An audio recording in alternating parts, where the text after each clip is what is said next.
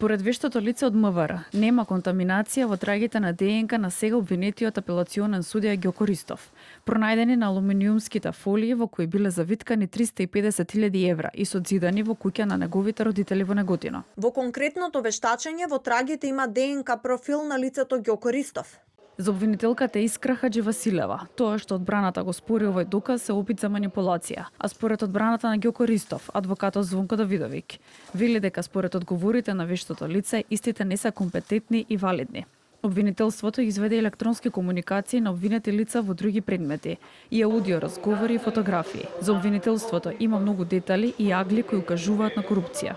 Сакавме да го покажеме контекстот, бидејќи како што уште на почетокот беше најавено, ние директен подкуп не успеавме да докажеме во овој предмет. Меѓутоа, овие докази одат на линија на покажување на една коруптивна вкупност и поведение.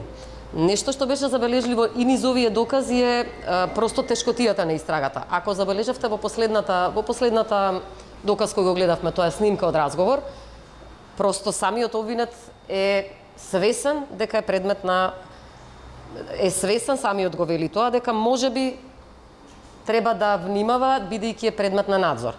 Тоа е периодот кога е веќе уапсен сега осудениот Фехми Стафа во разговор со друго лице кое е предмет на мерката, тој самиот го вели тоа. Според обвинителството, истрагата била тешка затоа што обвинетите имале информации однатре во однос на действија кои се преземале. Па можеби затоа не стигнале до директен подкуп. Но Хаџивасилева вели имаат докази и сакаат да ја покажат анатомијата на поведение од страна на обвинетиот Ристов. Одбраната на Ристов тврди дека обвинителството нема докази. Обвинителството до денешен ден не обезбеди ниту еден доказ за било каков коруптивен предмет каде што се земени пари. Но исто така сте свесни и слушнавте какви се односите во апелациониот суд и кој што прави, ама обвинителот спие, си оди дома и не презна ништо.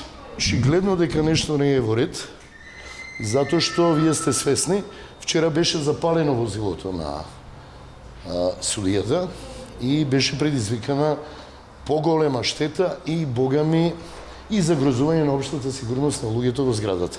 Вчера изгоре автомобилот во собственост на судијата Ѓоко Ристов, неколку часа откако неговата сопруга, државната правобранителка Симона Зорик Ристова, во интервју зборуваше за предметот и наведе останати состојби во судот. Ѓоко Ристов е обвинет за прикривање имот и перење пари, а следното рочиште е закажано за 1 септември.